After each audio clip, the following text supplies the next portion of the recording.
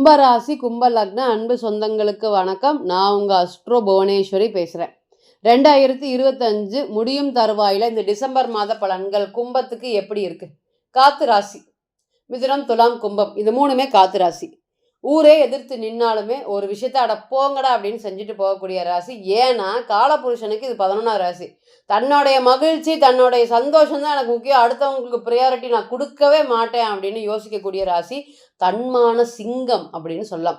இந்த ராசியை பொறுத்தவரையும் சனீஸ்வர பகவான் 2 ராசி இருக்குங்க, மகரத்துக்கு கும்பத்துக்கு. கும்பத்துக்கு என்னங்க டிஃப்ரென்ஸ்? ஒரு ஜாதகத்தில், ஒரு பிறந்த கால ஜாதகத்துலேயும் சரி, ஒரு குடும்பத்தில் 2 ராசிகள்ல ஒரே பேர் இருந்தாங்கன்னு வச்சுக்கோங்களேன், அண்ணனாக இருக்கட்டும் தம்பியாக இருக்கட்டும், இந்த கும்பம் மட்டும் எப்பவுமே ஸ்மார்ட் திங்கிங், ஓவர் திங்கிங் பண்ணுங்க. நம்ம வேணுங்கிறத உடனே அடையக்கூடிய ராசி கும்பம். அது ஏன் அப்படின்னு கேட்டிங்கன்னா, சனீஸ்வர பகவான் அங்கே மூலத்திரிகோணம் பலம் பெறாரு. அவருக்கு ரொம்ப செல்லமான வீடு அந்த வீடு. அப்போ அந்த வீட்டில் பிறக்கக்கூடிய நபர்களை அவரை செல்லமாக வச்சுக்குவார். எந்த ஒரு ராசியுமே பார்த்திங்கன்னா நிறைய எஃபர்ட்ஸ் போடணும், அப்போ தான் வாழ்க்கையில் ஜெயிக்க முடியும். இங்கே இருக்கக்கூடியது காலபுருஷனுக்கு 11ஆவது வீடுனால என்ன ஒரு முயற்சி 20% முயற்சி பண்ணுனா கூட அந்த வெற்றி அப்படிங்கிறது கண்கூடாக பார்க்கலாம். அந்த அளவுக்கு வெற்றின்னு வாழ்க்கையில் மகிழ்ச்சியும் சந்தோஷத்தையும் இத்தனை நாளாக அனுபவிச்சுட்டு இருந்த உங்களுக்கு இனி இந்த காலங்கள் ஃபுல்லாகவே எங்களுக்கு ஒரு வீழ்ச்சி தான் அப்படிங்கிற மாதிரியான ஒரு சூழ்நிலைகள் இருக்குது. இதுக்கு முன்னாடியும் கஷ்டப்பட்டுட்டு இருந்தேன், இப்போவும் கஷ்டப்பட்டுட்டே இருக்கிறேன்.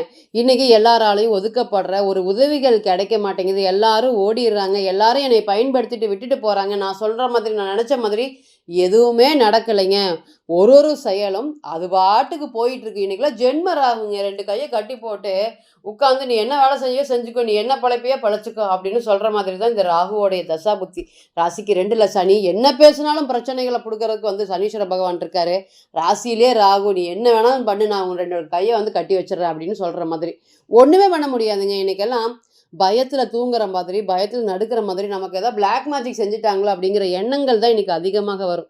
யார் வேணால் என்ன வேணாலும் பேசிட்டோம், இவங்களாம் இந்த மாதிரி பேசவே மாட்டாங்க, இவங்களாம் இந்த மாதிரி நடந்துக்க மாட்டாங்க, நம்மக்கிட்ட எவ்வளோ வருஷமாக பழகிட்டு இருக்கோம், இந்த மாதிரிலாம் இல்லை அப்படின்னு சொன்னவங்க, அப்படின்னு நினச்சவங்க, அப்படின்னு நீங்கள் யாரை நம்பினீங்களோ அவங்க தான் இன்றைக்கி உங்களுக்கு எதிராக 1000 விஷயத்தை பரப்பிட்டு இருக்காங்க உங்களை பற்றி. இன்றைக்குமே உங்களுக்கு நீங்கள் ஒரு உதவின்னு கேட்டால் செய்கிறதுக்கு யாருமே இல்லைங்க. பல பேருக்கு உதவி செஞ்ச நீங்கள் இன்றைக்கி யாருக்குமே உதவிகள் செய்ய முடியல.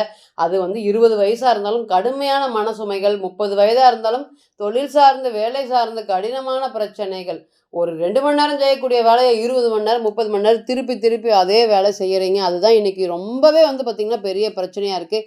எல்லா விஷயம், வீடு கட்டுறீங்க, பாதியில் ஸ்டாப் ஆயிடுச்சு, காதல் சம்மந்தப்பட்ட பிரச்சனைகள் முடிவுக்கு வருமானு தெரியல, திருமணம் என்ன நிச்சயமாகுதா இல்லை நடக்க முடியாத, நிறையா போகிறோம் பேசுகிறோம் பழகிறோம் திருப்பி வந்துடுறோம், இந்த மேரேஜ் லைஃப் அடுத்த ஸ்டேஜுக்கு போக மாட்டேங்குது, எதுலேயுமே ஒரு ப்ராக்ரஸ் அப்படிங்கிறது இல்லாமல் இன்றைக்கி தத்தளிச்சுட்டு இருக்கக்கூடிய ராசியாக இந்த கும்பம் இருக்குது. நிதர்சனமான உண்மை, உங்களால் மறுக்கவே முடியாது. அது எவ்வளோ பெரிய பணக்காரனாக இருந்தாலும் சரி, இந்த நேரத்தில் இந்த சந்திரன் மேலே சனியோ சந்திரன் மேலே ராகு வரும்போது தூங்கும் போது கூட ஒரு பயத்தில் தான் தூங்குவாங்க. இன்னைக்கெல்லாம் தூக்கங்கள் அறவே கெட்டுருச்சுங்க. ராசிக்கு 2ஆம் இடத்துல, ராசிக்கு 7ல் கேது இருக்கக்கூடிய கிரகம் தன்னுடைய ஆளுமை செலுத்தப்போ சந்திரன் கேதுவோடைய ராகு ப்ளஸ் சனீஸ்வர பகவானுடைய காம்பினேஷன் என்னங்க போராட்டமான ஒரு சூழ்நிலைகள். இந்த மாதிரி கிட்டத்தட்ட 15 வருஷத்தில் நான் ஃபேஸ் பண்ணினதே இல்லை அப்படின்னு தைரியமாக சொல்லலாம். 35 இயர்ஸுக்கு மேலே இருக்கிறவங்கள தைரியமாக கேட்டு பாருங்கள். இதே மாதிரி ஒரு சூழ்நிலைகள் நான் ஃபேஸ் பண்ணினதே ஒரு கஷ்டமான காலத்துக்கு முன்னாடி வந்ததே இல்லை. வீட்டை விட்டு ஓடிடலாமான்னு இருக்கேன். அவ்வளோ ஒரு மனவலி, வேதனைகள், பிரச்சனைகள். யார்கிட்ட மனம் விட்டு பேசவும் முடியல, ஒரு பக்கம் போகவும் முடியல. சொந்த வீட்லேயே எதிரியாட்டிருக்கீங்க. இன்றைக்கி நீங்கள் போய் பேசுனீங்கனாலுமே உனக்கு இது தேவைதான், உனக்கு இதெல்லாம் வேணும் அப்படிங்கிற மாதிரியான எண்ணங்கள் தான் இன்றைக்கி அவங்கக்கிட்ட இருந்து நீங்கள் பேசவே அவங்க சிரிப்பாங்க. உங்களுக்கு ஒரு ஆறுதல் சொல்ல மாட்டாங்க. இவனுக்கெல்லாம் இவன் இன்னும் ஆடுதான்ல, இவனுக்கெல்லாம் இன்னும் வேணும் இவனுக்கெல்லாம் அப்படிங்கிற மாதிரியான விஷயங்கள் தான் இன்றைக்கி அவங்க உங்களை பற்றின வெளியே பேசிகிட்டு இருக்காங்க. இருந்தாலுமே பரவாயில்ல, எல்லாத்தையும் காப்பாற்றிடணும்னு இன்றைக்கும் நீங்கள் ஓடிட்டுருக்கீங்க. 1000 கவலைகளோடையும் வலிகளோடையும் வேதனைகளோடையும். இன்றைக்கெல்லாம் படிக்க முடியலைங்க. இந்த கும்பத்தை பொறுத்த வரையுமே ராகுவோடைய டிகிரி பாருங்கள், 20 டிகிரி இருக்குது. கிட்டத்தட்ட அது ராசியை நோக்கி வரும்போது எப்படி இருக்குன்னு கேட்டிங்கன்னா, ஏதோ பிழைச்சிக்கலான் இருந்தால் போதும், உசுர் இருந்தால் போதும் அப்படின்னு சொல்கிற மாதிரியான விஷயங்கள் தான் இன்றைக்கி உங்களோட ராசியை பொறுத்த வரையும் ஓடிட்டுருக்கு. இனி எப்படி இருக்க போகுது? இந்த முடியும் தருவாயில் இந்த 2025 டிசம்பர் மாத பலன்கள் உங்களோட ராசிக்கு என்ன மாதிரியான பலன்களை கொடுக்கறதுக்கு கிரகங்கள் காத்துட்ருக்குறாங்க? இனியும் ஒஸ்டாகுமா இல்லை ஓரளவுக்கு இம்ப்ரூவ்மெண்ட் அப்படிங்கிறது கண்டிப்பாக வருமா? காப்பாற்றிக்கிட்டு இருந்த குரு இந்த ராசியை பொறுத்தவரையும் யோகாதிபதினே சொல்லலாம். குரு நல்லா இருக்கணுங்க. இந்த ராசியை பொறுத்தவரையும் குரு நல்லா இருந்தால் தான் பணம், குரு நல்லா இருந்தால் சந்தோஷம், குரு நல்லா இருந்தால் தான் மகிழ்ச்சி. அந்த குரு இன்னைக்கு 6ல் இருக்கார். ஏதோ ஒரு வழியில ஒரு இன்கம் வந்துட்டு இருந்தது, திடீர்னு இப்போ ஸ்டாப் ஆயிருச்சு. இந்த ஏமாற்றம் எல்லாம் சரியாகுமா? இதெல்லாமே தாண்டி நாங்க வெளிய வந்துருவோமா? எஸ், நிச்சயமாக வரக்கூடிய ஒரு சூழ்நிலைகள் தான். எப்படி இருக்க போகுது பார்க்கலாம். ஃபர்ஸ்ட் ஒண்ணு தெரிஞ்சுக்கோங்க.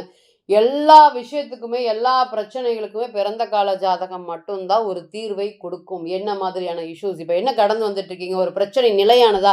அது ஷார்ட் டேர்மா? லாங் டேர்மா? இது எல்லாத்துக்குமே பிறந்த கால ஜாதகம் தான் பதில் சொல்றதுக்கு கடமைப்பட்டிருக்கு. ஸோ இந்த கோச்சார பலன்கள் அப்படிங்கிறது வந்து 20 to 30% மட்டுமே பொருந்தும். இதை கொண்டு போய் பிறந்த கால ஜாதகத்துல இணைக்கும்போது, உங்களுக்கு அந்த இடத்துல எந்த கிரகமும் இல்லாம இருந்துட்டா பிரச்சனை இல்ல. இருந்தா நிச்சயமாக இந்த பலன்கள் மாறுபடும். ஸோ, இது 2யுமே கன்ஃப்யூஸ் பண்ணிக்க கூடாது. ஸோ, கோச்சாரம் அப்படிங்கிறது 20 to 30% மட்டுமே தான் பொருந்தும். உங்களோட ராசிக்கு 2ஆம் இடத்துல சனீஸ்வர பகவான் வக்ரமா இருக்காரு. ராசியிலேயே ராகு பகவான் இருக்காரு. காப்பாத்திட்டு இருந்த குரு 6க்கு போயிட்டாரு. அது ஒரு வருத்தம் தான். ராசிக்கு 7ல வந்து கேது. ரொம்ப நாட்கள் கழிச்சு வந்து பார்த்தீங்கன்னா, 10ஆம் இடத்துல சூரியன் திக்பலம் பெற்று சுக்கிரனோடு, செவ்வாயோட இருக்காரு. இது ஒரு தலை சிறந்த ஒரு யோக புதனோட சேர்ந்து இருக்கிறது. 10ஆம் தேதிக்கு மேல செவ்வாய் மட்டும் ராசிக்கு 11ஆம் இடத்துல பயிற்சி அடைய போறாரு. இந்த பயிற்சி எப்படி இருக்க போகுது? எங்கனாலயே மனசு நொந்திருக்கிறவங்க ஒரு நல்லதா ஒரு 4 வார்த்தை சொல்லுங்க. அது நடந்தாலும் சரி, நடக்காட்டியும் சரி, ஒரு ஆதரவாவது இருக்கும் எங்களுக்கு. இன்னைக்கு எங்களுக்கு ஆதரவுக்கரம் யாருமே இல்ல. அப்படிங்கிற மாதிரி தான் இன்னைக்கு இருக்கு. ஆணி வேரையே அசைச்சு பார்த்துருங்க. என்னைக்கெல்லாம் சந்திரன் மேல ராகு வருதோ, என்ன ஒரு சோர்ஸ் இருக்கு, அந்த ஆணி வேரையே அசைச்சு தள்ளி விட்டுட்டு போயிரும். அதுவுமே பிறந்த கால ஜாதகத்துல இந்த காம்பினேஷனோட தசா புத்தி வந்துருச்சுன்னு வச்சுக்கோங்களேன், ஒண்ணுமே பண்ண முடியாது. நின்னு 2 கைய கட்டிட்டு வேடிக்கை தான் நடக்கிறத வேடிக்கை பார்க்க முடியும். நம்மளுக்கு மீறி எது எது நடக்குதோ அதெல்லாமே நடந்துட்டு போகக்கூடிய ஒரு சூழ்நிலைகள். அதிர்ஷ்டம், லக் ஒண்ணு இருக்குதா? இல்லையா? அப்படிங்கிற மாதிரியான கேள்விகள். அதேபோல கர்மா சம்மந்தப்பட்ட விஷயங்கள். இன்னைக்கெல்லாம் கர்மா எப்ப வேலை செய்யும்? சந்திரன் மேல ராகு போகும்போது நம்மளுடைய பிறந்த கால கர்மாக்கள்லாம் வேலை செய்யும். பேசி பேசியே என்னைய மயக்கி இந்த இடத்துல கொண்டு வந்து விட்டுட்டாங்க. என்னால ஜெயிக்க முடியல, போராட முடியல. என்னோட தொழில் எங்கிட்டருந்து வாங்கிட்டாங்க. அப்படிங்கிற மாதிரி எல்லா வழியிலயும் ஏமாற்றம். இன்னைக்கு நம்ம பார்க்கும்போது பார்த்தீங்கன்னா, 2 வருஷத்துக்கு முன்னாடி நம்ம ஜாதகத்த பார்த்தா இந்த கும்பராசி மற்றும் கும்ப லக்னம் வந்து ஸ்ட்ராங்கா சொல்லியிருந்த திருமண வாழ்க்கைக்குள்ள இப்ப போகாதீங்க. நெறைய பிரச்சனைகள் கடந்துட்டு இருக்கு. ஆல்ரெடி ஃபர்ஸ்ட் திருமணத்துல ப்ராப்ளம். இப்ப மறுபடியும் போனீங்கன்னா ராகு வரப்போகுது. ராகு வெட்டுறதுக்கு உண்டான விஷயத்த பண்ணிட்டு இருக்கோம் அப்படின்னாங்க. இல்ல மேடம், எனக்கு அந்த அளவுக்கு எனக்கு எதுவுமே இல்ல. ரொம்ப வருஷமா பழகிட்டு இருக்கோம், பேசிட்டு இருக்கோம். அந்த மாதிரி எதுவுமே நடக்கவே இல்ல. அவங்க ரொம்ப காமான நேச்சர். இந்த மாதிரி விஷயங்கள் எதுவுமே போகாது. நான் அத காப்பாத்திக்குவேன். நான் போராடிருவேன் அப்படின்னாரு. இப்ப 2 மாசத்துக்கு முன்னாடி கூப்பிட்டு, மேடம் இது எப்ப மேடம் ராகு வெளிய போகும்? சொந்த வீட்லயே என்னைய எதிரியாக பார்க்குறாங்க. என்னைய புரிஞ்சுக்க மாட்டேங்கிறாங்க. அந்த பொண்ணு என்னைய வேண்டான்னு விட்டுட்டு வெளிய போயிருச்சுங்க மேடம். இது ஏன் மேடம் எனக்கு இந்த மாதிரி நடந்துருச்சு? நீங்க சொல்லுங்க அப்படிங்கிற மாரி. நீங்க சொன்னதே இப்ப நடந்துருச்சு மேடம் எனக்கு. என்னால இத ஒண்ணுமே பண்ண முடியல. அந்த பொண்ணு பாட்டுக்கு பைய எடுத்துட்டு போயிட்டாங்க. கிளம்பி போயிட்டாங்க. ஆனா 2 வருஷத்துக்கு முன்னாடி இருந்த பொண்ணு வேற, இன்னைக்கு நான் பார்த்த பொண்ணு வேற. அந்த அளவுக்கு ஒரு கேரக்டர் சேஞ்சஸ் அப்படிங்கிறத இந்த ராகு குடுத்துருக்காருங்க. எதை எடுத்தாலுமே பிரச்சனைகள் அப்படிங்கும்போது இந்த ராகு ரொம்ப பவர்ஃபுல்லான கிரகம். அதுவுமே இந்த கலஸ்தர ஸ்தானத்துலேருந்து தசாபுக்தி நடத்திட்டாங்கன்னா, அதுக்கு மேல எதுவுமே இல்லைங்க. தாக்குறதுக்கு, அப்படி கொத்துறதுக்கு அவ்வளோ தூரம் ஷார்ப்பா அந்த ராகு அந்த வேலைய செய்வார். அப்ப அந்த அளவுக்கு திருமண வாழ்க்கையில அப்படிங்கிறது வந்து பார்த்தீங்கன்னா, பிரச்சனை குடுக்கக்கூடிய கிரகமாக ராகு இருக்கு. இது எல்லாமே இனி வரக்கூடிய காலங்கள்ல மாறப்போது. செவ்வாய் வந்து நல்லா பலம் பெற்றிருக்கக்கூடிய இந்த சூழ்நிலையில, எப்பேர்ப்பட்ட கஷ்டத்தையும் தாண்டி தொழில்ல ஜெயிக்கக்கூடிய ஒரு யோகத்தையும், வெற்றியை ஒரு பெரிய பரிசாக குடுக்கக்கூடிய காலமாக வந்திருக்கு. நெறைய என்னால வேலை செய்ய முடியல. என்னால வந்து பார்த்தீங்கன்னா, அடிமை தொழில் செய்யவே முடியல. ஒரு குரோத் இல்ல. ஒரு ரூ. 10,000 சம்பளத்துக்கே இன்னைக்கு நான் போராடிட்டு இருக்கேன். அவன் 1,00,000, 2,00,000, 3,00,000, 4,00,000 சம்பளச்சிட்டு இருக்காங்க. ஒரு 10,000, 20,000த்துக்கே நான் ரொம்ப கஷ்டப்படுறேன். அதுக்கே 10 மணி நேரம், 20 மணி நேரம் உழைக்கிறேன். இந்த ஸ்மார்ட் ஒர்க்கிங் அப்படிங்கிறது எங்களுக்கு மட்டும் கிடைக்கவே இல்ல அப்படின்னு வருத்தப்பட்டுட்டு இருந்தவங்களுக்கு, இனி தொழில் சார்ந்த விஷயத்துல இருக்கக்கூடிய பிரச்சனைகள் எல்லாமே இனி விலகப் போகுது. அதனால தொழில் சார்ந்த முன்னேற்றங்கள் அப்படிங்கிறது அதிகப்படும். அந்த தொழில கடனுக்கு தாங்க நடத்திட்டு இருக்கிறேன். ஏதாவது ஒரு வழியில அந்த தொழில்ல ஒரு மாற்றம் வந்து கோச்சாரம்ங்கிறது தற்காலிகமானது. அப்ப தொழில்ல மாற்றம் அப்படிங்கும்போது, அது தற்காலிகமான மாற்றமாக கண்டிப்பாக இருக்கும். அது பிறந்த கால ஜாதகத்தோடு சம்மந்தப்படும்போது, அந்த தற்காலிக மாற்றம் நமக்கு பெரிய வெற்றிய குடுக்கறதுக்கு காத்துட்டு இருக்கு அப்படிங்கிறத நீங்க மறந்துறவே கூடாது. அதனால பணம் சம்மந்தப்பட்ட விஷயத்துல இருக்கக்கூடிய பிரச்சனைகள் எல்லாமே இனி விலகும். அதேபோல வீண் செலவு, விரய செலவு, தண்ட செலவு எல்லாமே பிரச்சனைகள் குறையறதுக்கு காத்துட்டு இருக்கு. நான் வந்து தொழில் பண்ணலான்ட்டு இருக்கேன். மனைவி கூட சேர்ந்து தொழில் பண்ணலான்ட்டு இருக்கேன். அது ஆல்ரெடி அவங்க பண்ணிட்டு இருக்காங்க. அதுக்குள்ளார என்னுடைய பிரச்சனைகள தாண்ட முடியாம அவங்க எனக்கு தான் கடன் போட்டு, லோன் போட்டு, இஎம்ஐ எடுத்து குடுத்து, அவங்க பாவம் நல்லா சம்பாரிச்சுட்டு இருக்காங்க. அவங்களுடைய கஷ்டம் என்னையும் தாக்கிருச்சு அப்படின்னு சொல்ற மாதிரியான வருத்தங்கள் தான் இன்னைக்கு ரொம்ப அதிகமா இருக்கு. அது எல்லாமே இனி வந்து பார்த்தீங்கன்னா மாறப்போகுது. இஎம்ஐ பிரச்சனைகள் குரு 6க்கு போகும்போதே இஎம்ஐல நீங்க ரொம்ப கவனமா இருக்கணும். என்ன இஎம்ஐ வாங்குறோம், ஏது இஎம்ஐ வாங்குறோம்ங்கிறது கவனம் இல்லாம இருந்துட்டு இருந்தா, அந்த பணத்த சார்ந்து பயம் அப்படிங்கிறது உங்களுக்கு அதிகமாக ஏற்படுத்தும். இதெல்லாம் வந்து சின்ன பணத்துக்கே இப்படி பயப்பட வேண்டிய சூழ்நிலைகள் எங்களோட நிலைமைய பாருங்க அப்படின்னு நீங்க கேட்கறது எனக்கு நிச்சயமா புரியுது. குடும்பத்திற்காகவே அர்ப்பணிஞ்சு அந்த சின்ன பணமே இன்னைக்கு உங்களுக்கு பெருசாகக்கூடிய ஒரு சூழ்நிலையை ஏற்படுத்தி கொடுத்த கிரகம் ராகுவாக கண்டிப்பாக இருக்கும். இந்த திருமண வாழ்க்கையை காப்பாற்ற முடியல, லவ் சம்மந்தப்பட்ட விஷயத்துல பிரச்சனைகள், கரியர் சம்மந்தப்பட்ட விஷயத்துல பிரச்சனைகள், எனக்கு அதிர்ஷ்டம் இருக்குதா இல்லையான்னு தெரியல, எனக்கு ஒரு இனம் புரியாத பயம். இன்டர்வியூ வந்து பார்த்தீங்கன்னா 10 இன்டர்வியூ 11 இன்டர்வியூ போய் கடைசி ரவுண்டில் வந்து நான் வெளியே வந்துடுறேன், எனக்குன்னு ஒன்று நடக்க மாட்டேங்குது. எல்லாத்துக்குமே காரணம் ராகு தான்.